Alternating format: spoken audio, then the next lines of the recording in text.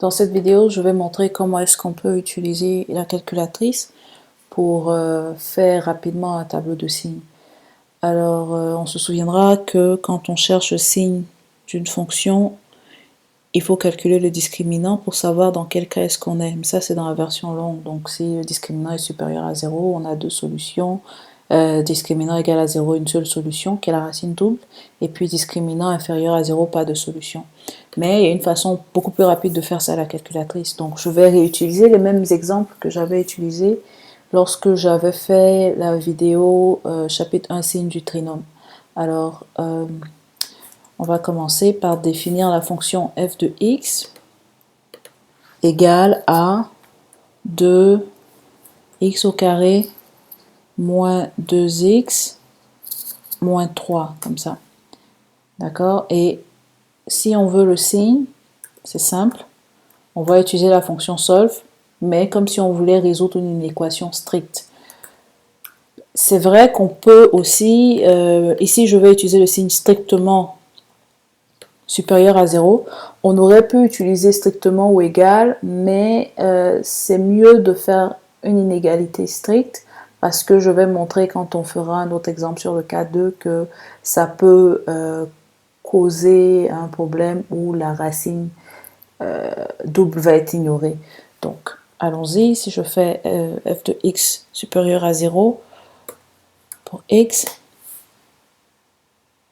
ça me donne ça comme réponse. Et comment est-ce qu'il faut l'interpréter? Donc, de moins l'infini à 1 moins racine de 7 sur 2, la fonction va être positive, et ça, la fonction va être positive aussi, de x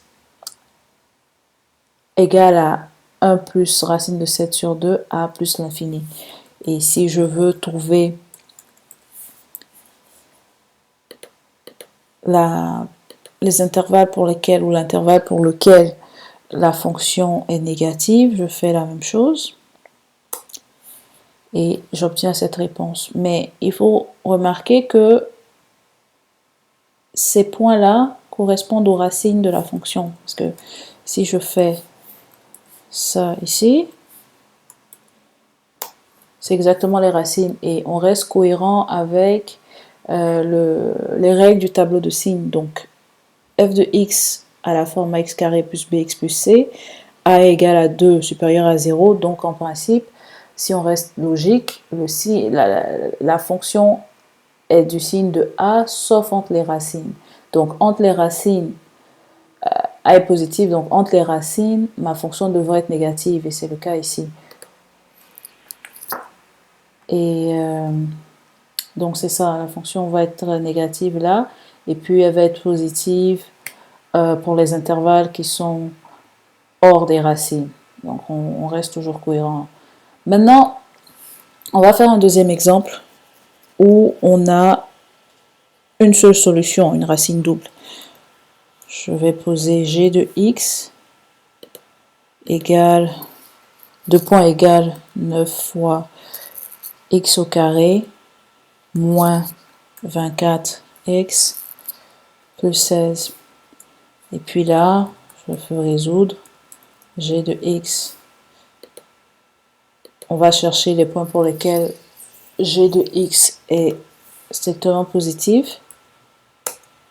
Ok, ça, qu'est-ce que ça veut dire? Ça veut dire que la fonction g de x va être positive partout, sauf au point, strictement positif partout, sauf au point où x est égal à 4 tiers.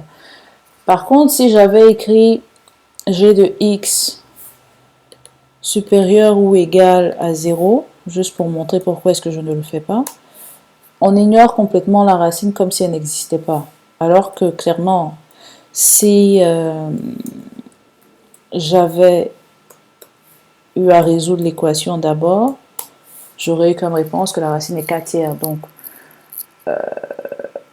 oui, on peut faire supérieur ou égal à 0, mais c'est mieux de faire une inégalité stricte parce qu'on permet d'isoler les racines et de voir si on reste cohérent avec notre raisonnement. Donc, dans le cas où on a une seule racine, ici notre x0 va être égal à 4 tiers, la fonction est du signe de a partout. Donc, c'est exactement ce qu'on a, a égale à 9, donc la fonction est positive partout sauf en 4 tiers. de façon similaire, si je prends une fonction qui est symétrique à g de x, que je vais appeler g de 1x, symétrique par rapport à l'axe des abscisses, où cette fois-ci elle va être négative, je vais la noter comme étant moins 9x au carré plus 24x moins 16, comme ça. Si je fais solve de g1 de x strictement supérieur à 0, j'aurai comme réponse que c'est faux parce que faut pas oublier que g1 de x, c'est la symétrique de g de x, parce que c'est ce que j'ai choisi. Et si je fais si je veux résoudre l'équation g1 de x, j'aurai exactement la même racine que précédemment. Donc on est dans un cas où on a une seule solution. Et g1 de x doit être du signe de a. Maintenant, dans mon exemple de g1, a est négatif, donc ça ne peut pas être positif en aucun point. Donc ça va être négatif sur R. Et si je l'écris comme ça,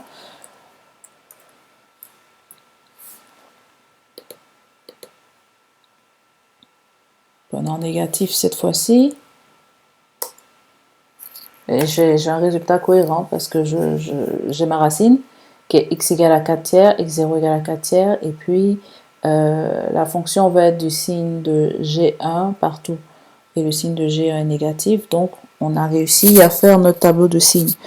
Il y a deux derniers exemples que je vais reproduire aussi ici, que j'avais fait avant. Donc on va maintenant essayer de trouver les signes d'une fonction pour le cas où il n'y a pas de solution. Donc le cas 3 de discriminant est négatif. Alors, h de x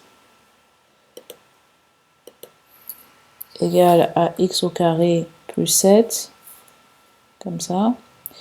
Puis si je veux résoudre mon inéquation, je cherche à voir si la fonction est positive ou négative. Ben, ici, parce que je sais déjà qu'il n'y a pas de solution, mon a égale à 1, donc il y a la fonction va être du signe de a. Mais je vais commencer par chercher si c'est négatif. Non, c'est faux. D'accord. Solve h de x strictement supérieur à 0. C'est vrai partout. Et puis, est-ce qu'il y a une racine? Non, il n'y a pas de racine, donc on est vraiment dans le cas 3. De la même façon, si je fais h1 de x, par exemple, ça c'est pour avoir une fonction qui est strictement négative partout, h1 de x égale à moins x au carré moins 4, solve de... Je sais déjà qu'il n'y a pas de solution, mais on peut commencer aussi à chercher si on a une solution ou pas. Donc, il n'y a pas de solution, on est vraiment dans le cas 3. Et là, je vais chercher, disons que je ne connais pas bien mes propriétés, etc., etc. Je me demande si la fonction elle est positive. En principe, je devrais avoir comme réponse false. Il me dit que c'est faux. Parce que si on est dans un cas où la fonction n'a pas de solution, elle doit être du signe de A. Et dans mon cas ici, pour h1 de x, A est négatif. Donc en principe, je devrais avoir la réponse true, qui signifie que c'est vrai pour tout, dans le cas où h1 de x est négatif. Voilà, donc c'est vrai partout et la fonction va avoir le signe de A négatif. Donc j'espère que ça t'a été utile et que ça va te permettre de gagner beaucoup plus de temps. À bientôt!